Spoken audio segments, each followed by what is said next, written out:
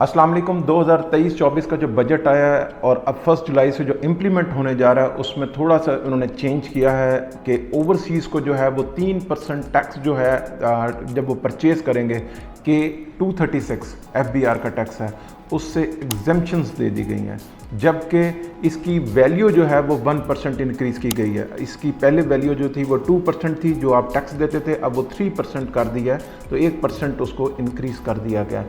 लेकिन अगर आप ओवरसीज़ ट्रांसफ़र करवाते हैं तो आपको ये टैक्स नहीं देना पड़ेगा। आप पाकिस्तान में किसी भी शहर के अंदर ये इन्वेस्टमेंट करते हैं, कोई भी प्रॉपर्टी बाय करते हैं तो आपको ये टैक्स नहीं पड़ेगा, जिसकी वैल्यू 3% जो है वो दी गई है। आपसे पहले भी कहा था कि अपने डॉलर्स को जो है वो रियल स्टेट के अंदर एक्सचेंज कर लें, और ये 2 हफ्ते पहले आपको जब कहा गया था तो डॉलर की प्राइस क्या थी। आज डॉलर को काफ़ी ज़्यादा मार पड़ चुकी हुई है और तकरीबन 20 से 25 रुपये डॉलर जो है वो नीचे आ गया। ये आप सुन लीजिएगा, डॉलर की प्राइस भी ऊपर गई है और प्रॉपर्टी की प्राइस नीचे आई है।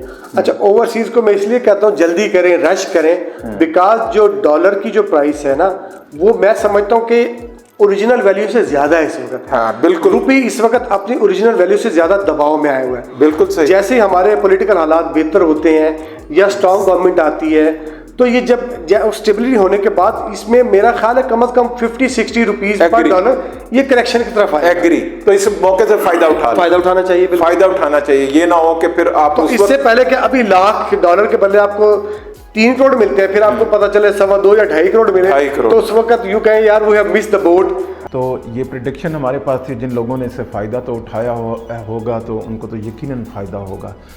मैं पाकिस्तान के मुतालिक एक बात करना चाहता हूँ कि पाकिस्तान इस वक्त अनप्रिडिक्ट किस्म का मुल्क बन चुका हुआ है। यहाँ पर आप कुछ भी सोचते हैं वैसा नहीं होता, और जैसा आप सोचते हैं उससे बढ़कर यहाँ पर कुछ भी हो सकता है।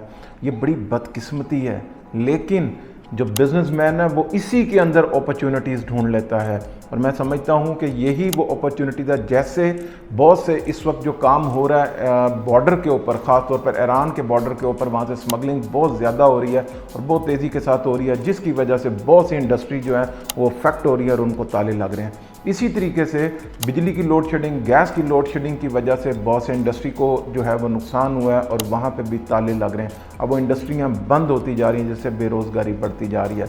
लेकिन अगर मैं दूसरी तरफ बात करूँ तो डॉलर जो है बड़ी तेज़ी से डिक्लाइन हो रहा है, इसकी कीमत नीचे आती जा रही है, पाक रुपी जो है वो तगड़ा होता जा रहा है। इसी तरीके से जो है मैं गोल्ड की बात करूं वो भी नीचे आ रहा है, तो उसमें भी आपको जो है वो अपॉर्चुनिटी, जो लोग उसमें इन्वेस्टमेंट कर रहे थे अब वो शायद उसके अंदर इन्वेस्टमेंट नहीं कर रहे। लेकिन इसका सबसे बड़ा जो नुकसान इस वक्त मैं देख रहा हूँ हमारे मुल्क में, ऑटो इंडस्ट्री के ऊपर बहुत ज़्यादा इम्पैक्ट इसका पड़ रहा है। ख़ास तौर पर मैन्युफैक्चरिंग जो यूनिट्स हैं वो ऑलमोस्ट इस वक्त जो है वो बंद होने को जा रहे हैं। वहाँ पे बहुत ज़्यादा बेरोज़गारी है और लोगों को जो है ना वो फायर किया जा रहा है। ये एक बहुत बड़ा अलमिया है, और इनके पार्ट्स जो हैं वो तो अवेलेबल हैं। इंडस्ट्री बिल्कुल नई गाड़ी, तो आप देख लें इस वक्त मार्केट में कोई भी नई गाड़ी जो है आपको 2023 के नंबर्स वाली जो गाड़ियाँ हैं वो आपको चलती हुई रोड के ऊपर नज़र नहीं आएंगी।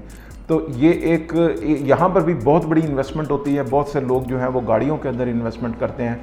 अब वो वहाँ से भी बाहर निकल कर अब वो सोचेंगे कि इन्वेस्टमेंट बनती कहाँ है। तो मैं अपने तजर्बे के बेस के ऊपर आपसे ये बात कर रहा हूँ, तो रियल स्टेट ही एक ऐसा सेक्टर है जहाँ पर जो है आप अपनी इन्वेस्टमेंट को महफूज और मुनाफा बख्श बना सकते हैं। उसकी वजह यह है कि गवर्नमेंट भी इसको सपोर्ट कर रही है।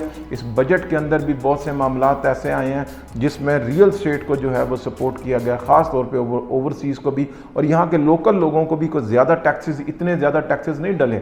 हम तो एक्सपेक्ट बहुत और कुछ कर रहे थे, लेकिन मैं समझता हूँ कि शायद गवर्नमेंट ने ये बहुत अच्छा रिलीफ दिया है, बहुत माइनर से टैक्स लगाएं और इससे इतना कोई इससे फ़र्क नहीं पड़ेगा रियल स्टेट को।